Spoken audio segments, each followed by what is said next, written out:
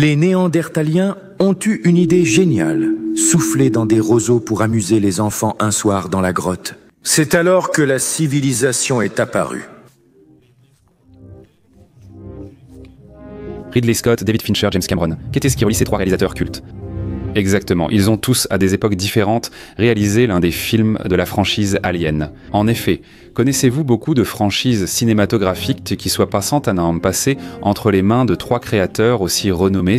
Cependant, des franchises comme Prometheus et Alien Covenant sont principalement critiquées chez nous, surtout par ceux qui n'ont pas pris la peine de s'intéresser au sens du film. Dans cette vidéo, je vais essayer de comprendre pourquoi ce film a reçu autant de critiques, pourquoi il y a tant de références religieuses et de quoi parlent réellement ces films. Et peut-être que vous verrez ces films d'un autre œil.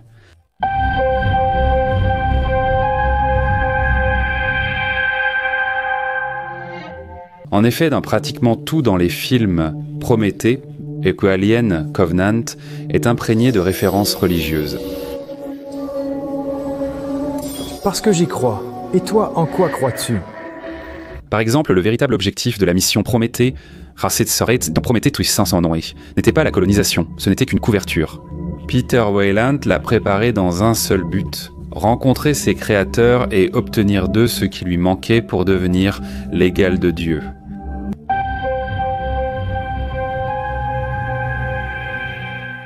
Réfléchissons comme David à ce qui distingue un simple humain de Dieu. Pour être l'égal de Dieu, il faut au moins 3 éléments.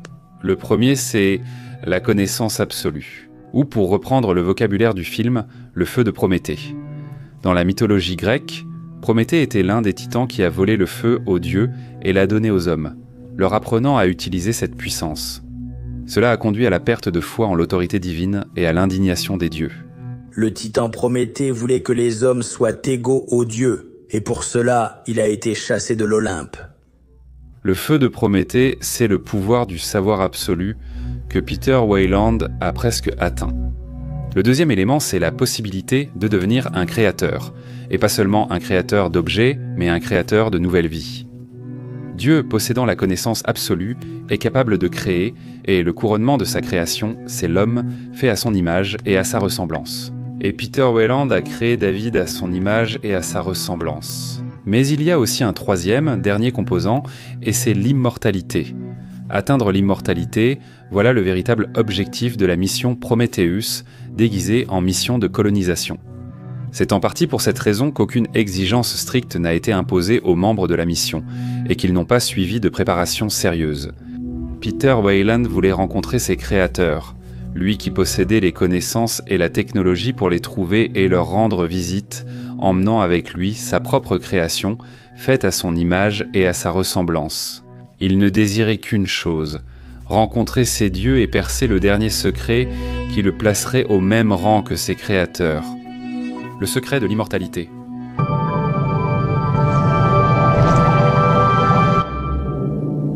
La création de Peter Weyland, l'androïde David, hérite des traits de son créateur.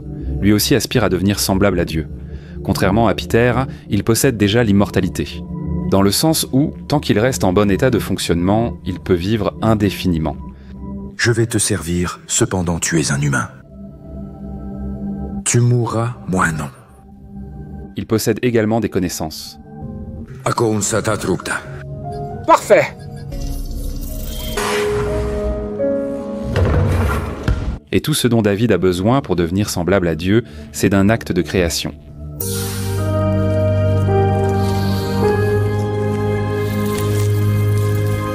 C'est précisément ce à quoi il s'adonne dans le film Alien Covenant.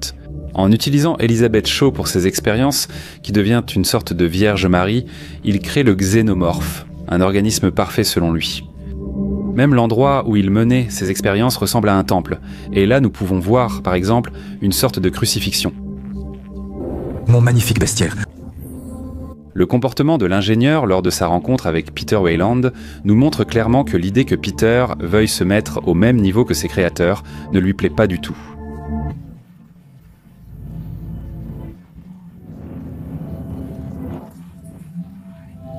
Cela ne plaît pas non plus aux humains et les effraie que l'androïde aspire également à cela. Tu inquiétais les gens, trop humain, Trop particulier. Tu penses par toi-même.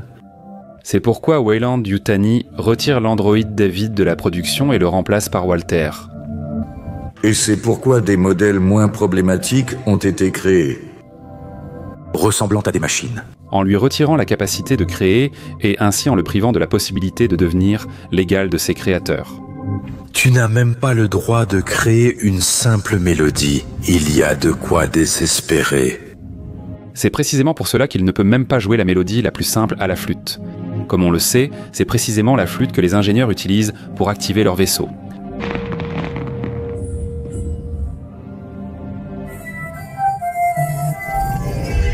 Ainsi, il s'agit d'une sorte de test qui confirme que le vaisseau est tombé entre les mains d'un humanoïde capable de créer.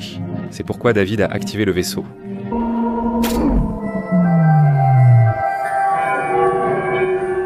Alors que Walter, très probablement, n'aurait pas pu le faire. Même une simple mélodie.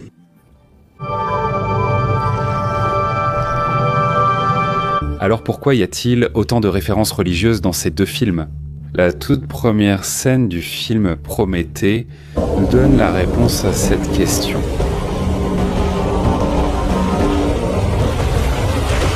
Je l'ai regardé des dizaines de fois et à chaque fois, j'étais frappé par sa beauté et son atmosphère.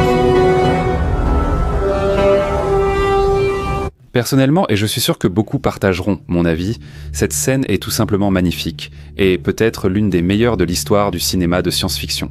Et cela n'est rien d'autre qu'une démonstration visuelle de l'une des conceptions de l'apparition de la vie sur Terre.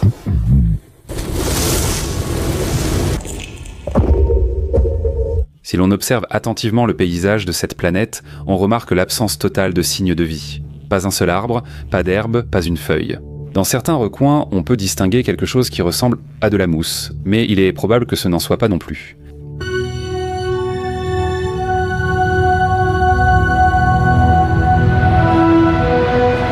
Tout autour, il n'y a que des pierres.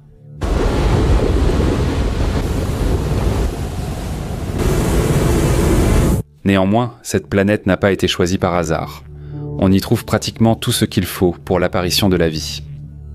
Il y a de l'eau, beaucoup d'eau, une atmosphère et de l'oxygène. C'est ce que suggère clairement le comportement d'un certain liquide que l'humanoïde a apporté avec lui. Sous l'effet de l'oxygène, elle commence immédiatement à s'oxyder.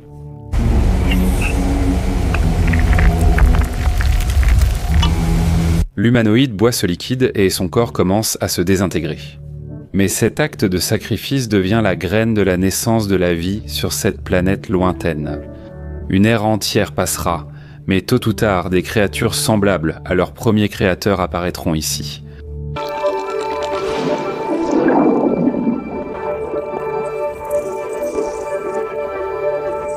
Toutes les théories sur l'origine de la vie sur Terre, c'est-à-dire les théories de l'abiogenèse, la transformation de la matière inerte en matière vivante, peuvent grossièrement être divisées en 3 types.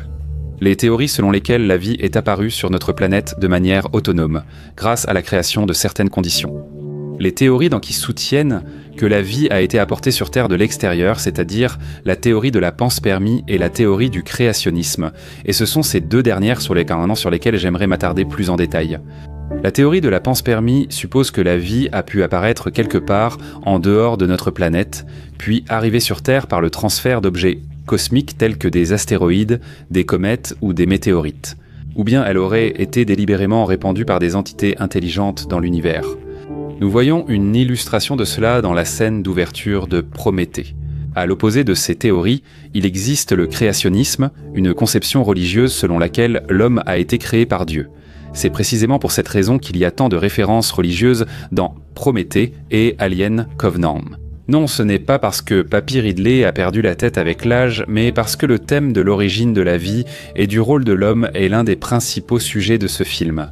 C'est pourquoi Prométhée et Alien Covenant sont une réinterprétation du concept religieux du créationnisme à travers le prisme de la théorie de la panspermie. Si tu m'as créé, qui t'a créé ?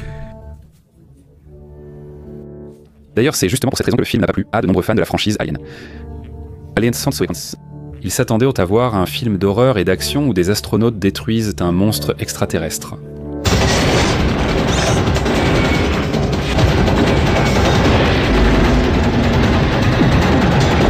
mais ils ont vu un film de science-fiction avec de nombreuses références religieuses. D'où venons-nous? Je finis par croire que l'humanité est un sous-produit biologique accidentel des interactions moléculaires. Dans l'ensemble, Prométhée et Alien Covenant nous posent de nombreuses questions, mais ne donnent pas de réponse. Ce n'est pas un hasard si Elizabeth Shaw porte une croix autour du cou pendant tout le film, comme symbole de sa foi, et qu'en fin de compte, même après avoir découvert la véritable apparence de ses créateurs, elle ne l'enlève pas. Où est ma croix? Même après tout cela, vous continuez à croire. Parce que la théorie de la panspermie ne répond en fait pas à la question de l'origine de la vie. Elle ne fait que la déplacer vers les confins de l'univers. Les ingénieurs sont les créateurs de l'homme, mais qui sont les créateurs des ingénieurs? Si tu m'as créé, qui t'a créé? Il est tout à fait possible que nous aurions eu toutes les réponses dans le 3e film de Ridley Scott. Mais à cause des recettes modestes de Alien Covenant et des critiques négatives, tout a été annulé. Et nous ne connaîtrons jamais l'intégralité de l'intention de l'auteur. Ridley Scott ne sera plus le réalisateur du prochain film de la franchise Alien Romulus, il n'agira que comme producteur, et l'intrigue du film sera une histoire indépendante.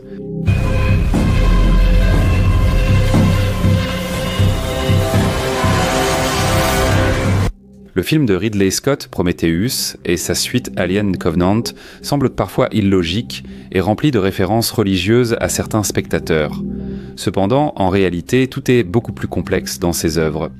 L'intrigue oscille entre la science-fiction et l'allégorie religieuse, plongeant le spectateur dans un tourbillon de réflexion philosophique. Tout cela est insignifiant face à la seule question importante. D'où venons-nous?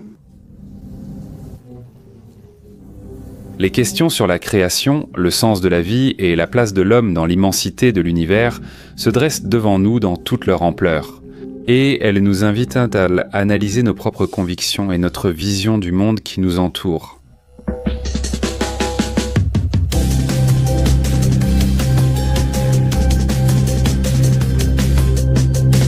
Écrivez dans les commentaires ce que vous pensez de Prometheus et de Covenant de Ridley Scott, mettez un like à cette vidéo et abonnez-vous à la chaîne. Ce geste simple peut donner vie à de nombreuses vidéos qui n'ont pas encore été réalisées. C'est tout pour aujourd'hui, salut. D'ailleurs, les critiques du film Prométhée soulèvent souvent la question de la justification de la scène où David détruit une planète habitée par des êtres ressemblant à des ingénieurs.